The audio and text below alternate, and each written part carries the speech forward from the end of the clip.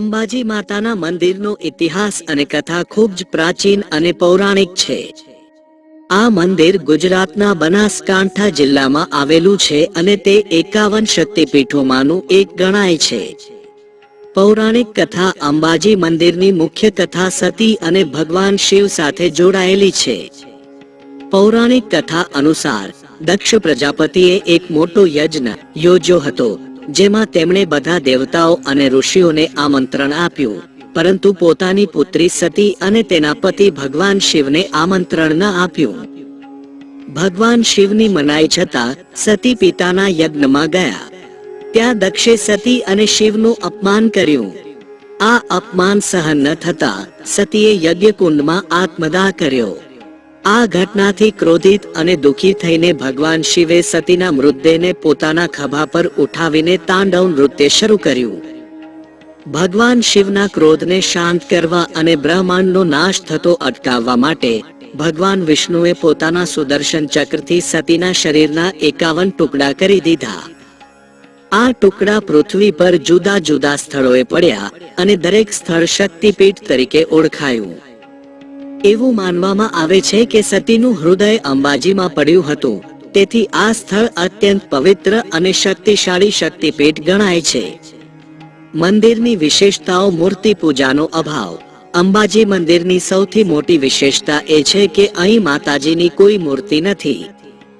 તેના બદલે મુખ્ય પૂજા શ્રી વિસાયંત્રની થાય છે।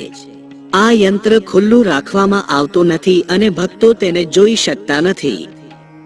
ગબ્બર ટેકરી। માતાજીનું મૂળ સ્થાન ગબ્બર ટેકરી પર માનવામાં આવે છે। મુખ્ય મંદિરની સાથે ભક્તો ગબ્બર પરના મંદિરની પણ મુલાકાત લે છે। ગબ્બર પર એક અખંડ જ્યોત સળગતી રહે છે। મહત્વ। અંબાજી માતાને શક્તિનું સ્વરૂપ માનવામાં આવે છે। ભક્તો માને છે કે અહીં પૂજા કરવાથી આંતરિક શક્તિ, સમૃદ્ધિ અને મનોકામનાઓ પૂર્ણ થાય છે। ઉત્સવો।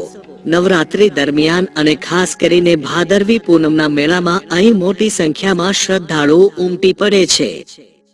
આ સમયે ઘણા ભક્તો પગપાળા યાત્રા કરીને માતાજીના દર્શને આવે છે।